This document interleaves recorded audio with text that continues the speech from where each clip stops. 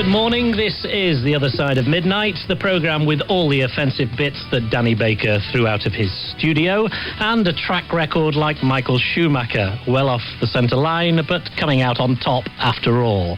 I'm Tim Grundy. And shunting him quickly out of the way, I'm Linda McDermott. Good morning, Tim. And it was a shunt. We're not going to win, we're definitely not going to win. We are not strawberry blonde. We have not got contact lenses or glasses. What are you on about? We're not well-travelled and we don't have a sense of humour. We do not fit today's photo fit picture of the lottery winner. Yeah, did you notice how much the photo fit looked like Cilla Black? But I think she's going to be our first winner. Later on, 24-hour cities. Should we be opening up the licensing laws to encourage a cafe society in cities like Manchester? This Thursday sees the start of a conference in Leeds on the subject, and tonight we talk to those for and against. Ah, yes, the waft of Jatam, brandy and coffee on the pavement in November in Rawtenstall.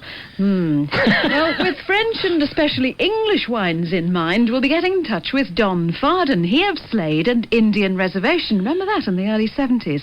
As he takes part in this year's Beaujolais run from aboard a lovely vintage Bentley, heading south somewhere in Kent as we speak. And still on a boozy note, pub tricks to impress your friends, Martin Daniels joins us with a new book about those annoyingly clever brain teasers from the public bar. Politics and royalty feature, of course. Here's a man with a familiar, if I could say it, political name, Jeremy Thorpe. But not that one. I don't even have a dog. I've compiled a crib sheet on the Queen's speech. All you didn't need to know about the state opening of Parliament this Wednesday. Plus, just over 5 minutes ago, the Raps officially came off a major new book on education reform. Its author, Professor Sally Tomlinson, reveals its findings here first. And the Campaign for Real Education replies in the form of Professor David Marsland. The lottery started today, and our students have been amongst people who've all got their fingers crossed. Well, we've been looking behind the scenes to see how it all works, and I talked to Bernard Manning about what he'd do with the winnings, and to Noel Edmonds, who presents next Saturday's TV show. And Christmas shopping has started already, so Colin McAlpin reports from Belfast on 200 things to do with your hamster, perhaps not to give it to Freddie Starr. Or Richard Gere. Talking of barking, Peter Franklin, the Gabby Cabby from New York, is worried that he's going to have to foot the bill for Clinton's womanizing. And Miles Selleck is worried about the state of tomorrow's papers. And I'll be standing on the touchline as the tabloids fire their penalties at Bruce Grobbelaar. The Side of Midnight on Radio 5 Live. Now, for the past few weeks, the slogan, "It could be you," has graced what seems like every hoarding in the country. Yes, tickets for the new National Lottery went on sale today, and no, I didn't get round to buying any. The first big draw takes place on BBC One this Saturday, and there could be £2 million in it for one lucky person. But what would you do with it? Lottery fever has hit Britain, or has it? In our regular Students' Report, Sam Green from the University College Salford has been finding out. It's a way of making them think that their dream's going to come true and it's never going to work. And they're making the public think that they can make £1 million in a day or whatever, but at the end of it, the people behind it are going to make a lot more than £1 million. It wouldn't be for me anyway. I'd never try it. This is what some people think. But what's wrong with a dream? I've chosen my numbers, I've bought my ticket, all I can do is wait. With a few million others, of course. But you never know, there may be a small chance of winning that jackpot. But what dream would you make come true if you won? I think I'd go on a world cruise and buy a big house, buy a big car and give all my family, money and sort all them out. Well, I shouldn't give it away, that's for sure. I don't know, buy a nice house in the country somewhere. I'd still work here, buy a few more tools, take my time a bit more. I'd have bigger dinners. Well, I'm not exactly swamped in money at the moment, you see, I'm doubting my last couple of million, Just don't believe in gambling. No, I'd have no chance of winning. I'm a pessimist. Oh, I'll give out some of these charities out. Spend it, naturally. Just other things I'd like to have. Buy a house in the country, some horses? I don't know. Probably just share it out between my family. I wouldn't live here. It's raining all the time. I just think it's a complete rip-off. I wouldn't do it because I don't believe in gambling or anything like that, so I just wouldn't do it. I'd have lots of things to do with it. I think I'd go to Ireland and buy a bungalow. I don't expect to win. I never do. Always a chance. Hope springs eternal, as they say.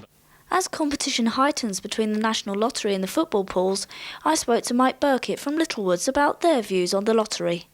We have no argument with the lottery at all. In fact, we have already said that we welcome the National Lottery into the fold, and we believe that there is room for both them and us in the market. But what we do ask for is fair competition. They are allowed to broadcast on media services, radio and television, as everyone will have seen over the past week. The football pools industry is not allowed to do that. What if a rich person who has everything wins that jackpot? What would they do? I asked entertainer Bernard Manning what he'd spend his on. Well, first of all, I'd get Ken Dodd a new script, getting some nice new gags. Sick of hearing about the Dilly Men and Jambutty Mines. And then I'd have a nice new car. I've got a new Rolls now. It's only a couple of years old. Rolls Silver Spirit. There's not much I really need. I think I'd give my son most of it. He's my benefactor anyway when I go, so he would get the lot. And I'd certainly give a good amount to charity. Handicapped kids or something like that. I've got my numbers already now. 1, because that's as many laughs as I get at a Ken Don concert. 2, because that's as many as Max Bygraves gets at one of his concerts. 3, because that's about as long as Jim Bowen's going to last. He'll never live to be as old as he looks. 4, the amount of... I gave Jimmy Talbot when he worked for me. I give him £4 a night. 5, because that's how many gags Stan Bowman knows. 6 is for the numbers of times I'll try. It is likely that Britain's National Lottery will become the biggest in the world, and each week a lucky person will be able to make their dream come true. Whether people like the idea of a lottery or not, it looks set to continue for many years to come. I asked the first National Lottery presenter, Noel Edmonds, what he thinks of it all. I'm absolutely astonished that we haven't had a lottery sooner. We pride ourselves in this country that we're fairly innovative, but it is amazing that we are the last major country in the world to have a lottery. And clearly they are capable of doing an enormous amount of good, as well as bringing a little bit of optimism and hope into some people's lives. And I think that's a very important thing. It's the biggest lottery in the world, and potentially it could do enormous amount of good for individuals and for charities and for heritage, etc. So it's long overdue. What would you and Mr. Blobby do if you won the National Lottery? I think there is absolutely no chance whatsoever of me winning anything on the National Lottery, because I don't win raffle prizes at fates. I've never been fortunate in any competition I've entered. I think there are forces at work here, and I'm destined never to win anything. So I haven't even started to think, if I was foolish enough to buy a ticket, whether or not I'd win. Mr. Blobby is now so wealthy in his own right, residing as he does in a beautiful residence at Crinkley Bottom at Cricket St Thomas in Somerset. He has a villa in the south of France. He's got his own helicopter and yacht and whatever. I don't think he has a clue what the lottery is about. And most certainly, the lottery organisation are very wise in keeping him a long way away from the selection machine. So what tips has the Crinkley Bottom Observer reported over the last week? They've been looking at it from every possible perspective. You know, the mathematician's view, the clairvoyant's view, and in fact, in the Crinkley Bottom Observer, all of next week, there is advice on choosing your numbers. They're treating it as a very, very serious thing because, obviously, they're hoping someone in the village will win on the 19th. So, Noel, how do you feel about being involved with the project? I'm absolutely thrilled to be presenting the first one, because it is going to be a bit of TV history. This is the big one. You know, we've never had a lottery before. It's being covered by our national broadcaster, and we could get a very large audience figure. People will be curious to see what the launch show is like. It's a very big, glitzy show, and I think they're not going to be disappointed. I'm sure. Now, joining me are the team from the University College Salford who put that together, Sam Green, Kassy Dermody and Sarah Gladstone. First of all, Sam, I know this sounds a bit weak, but how do you actually get hold of tickets? Well, it was the highlight of my day for sure. We went to I went to a supermarket, which is one of the retail outlets, and I actually got the other side of midnight tickets, so we may not be here next week because we'll be millionaires. Well, anyway, each payslip's got 5 boards, and each board is about £1. And what you do, you select your number between 1 and 49, and you can, have as many goes as you like per draw, or you can have your same combination of numbers for the next 8 weeks maximum. Well, after you've done that, you select your numbers, you give them with your pound to the retailer, and what she does, she processes it in the computer, and then she hands you back your little ticket where you check your draw date and your numbers, and that's it. And you clutch it until Saturday night, where the numbers are announced. Well, here it is. It's in front of me now. This is a £5 ticket. Now, there are 2 pieces of paper, as you say. One is clearly out of a computer. The other one has got your scribblings all over it.